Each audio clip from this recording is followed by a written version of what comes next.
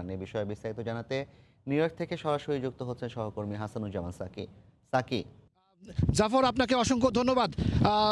দুঃখিত, প্রচণ্ড তুষারপাত আপনি দেখতে পাচ্ছেন যে এখানে যে অবস্থা, এই অবস্থায় যুক্তরাষ্ট্রের জনজীবন কিন্তু বিপর্যস্ত হয়ে পড়েছে এবং বিশেষ করে বলা হচ্ছে যে যুক্তরাষ্ট্রে এবং নিউ ইয়র্কের মধ্যে 95% বিমান চলাচল বন্ধ হয়ে গিয়েছে যুক্তরাষ্ট্রের এই অঞ্চলে।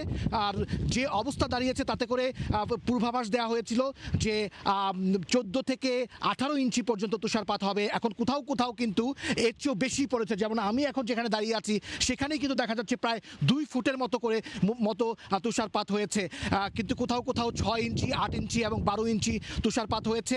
যুক্তরাষ্ট্রের এই তুষার ঝড়ের সঙ্গে কিন্তু মানুষ অভ্যস্ত, কিন্তু তারপরেও এই ধরনের তুষারপাত যখন খুব নাজেহাল একটি অবস্থা তৈরি হয় এবং প্রচুর বাংলাদেশি আছেন, তারাও কিন্তু একটি বিপর্যস্ত অবস্থায় জীবনযাপন কাটাচ্ছেন।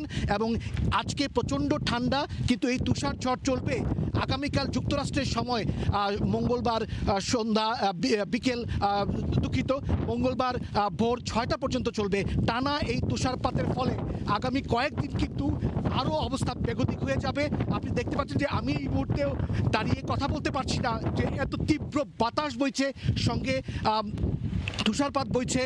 এইরকম একটি অবস্থায় যুক্তরাষ্ট্রের মানুষ এবং বাংলাদেশি যারা এখানে বসবাস করছেন তারা একটি প্রস্তুতি নিচ্ছেন যে কিভাবে আগামী দিনগুলোতে এই তুষার ঝড় তারা মোকাবেলা করতে পারবেন।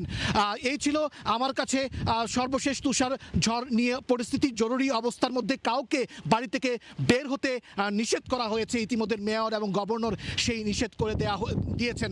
এই ছিল আমার কাছে সর্বশেষ। জাফর, আপনাকে অসংখ্য ধন্যবাদ। যুক্তরাষ্ট্রের তুষারপাতের খবর জানাতে নিউ ইয়র্ক থেকে যুক্ত হয়েছিলেন সহকর্মী হাসানুজ্জামান সাকিব।